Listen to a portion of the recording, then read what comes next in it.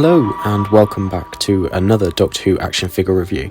Today I'll be looking at the final 3-pack from this year's B&M line, U.N.I.T 1971 The Claws of Axos, which features the Brigadier along with new figures of Sergeant Benton and Captain Yates.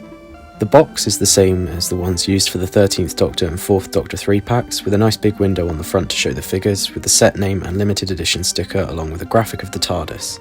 On the back shows what the set contains, with a nice picture of each figure. I'll begin with the Brigadier, as he's just a re-release of the version from the original Claws of Axos set back in 2013, with a few minor paint differences. As you can see, the new version has been given a much paler skin tone and the hair has been painted brown instead of the original black. The beret has also been done in a slightly different shade of green and now more closely matches the Brigadier's shoulder pads.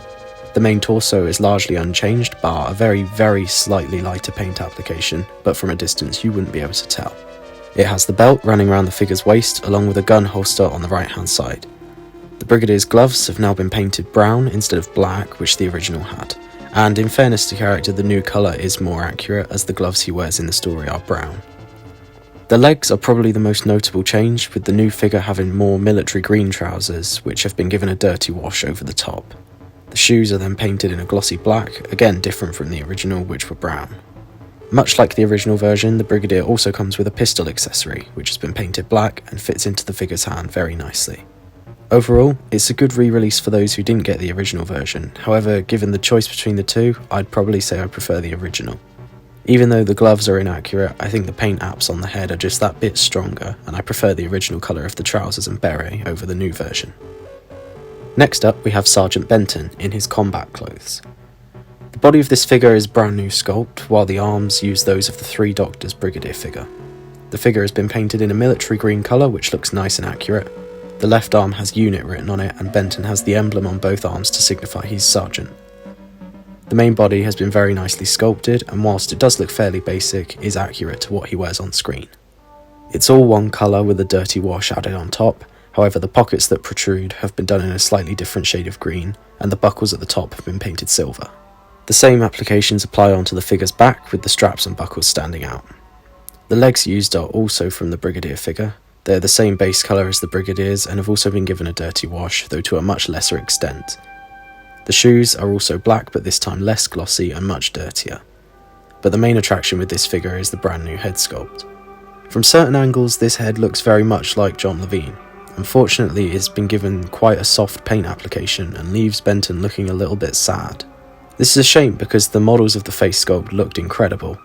The head also features a UNIT beret which has been painted the same colour as the Brigadier's. Overall, it's a good figure and definitely a nice one to add to the collection. Lastly, we have Captain Yates, as played by Richard Franklin. The body and legs are exactly the same as Benton's, so I won't go through all that again. The head sculpt on this figure is good, but in a similar way to Benton has been given quite a soft paint application. So from certain angles it looks like Franklin, but others not so much. What's nice to note about all these figures is that the beret on each is a slightly different shape, giving each figure a unique look. Both Benton and Yates come with a machine gun accessory, which was originally from the Primeval line. This can fit easily into the figure's hands, and they can be posed with it.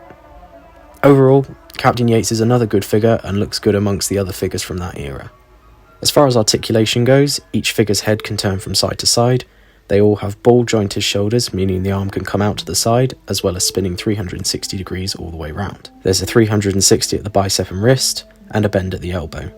They can all spin at the waist, their legs can kick forwards and out to the side, there's a 360 at the thigh, and finally a bend at the knee.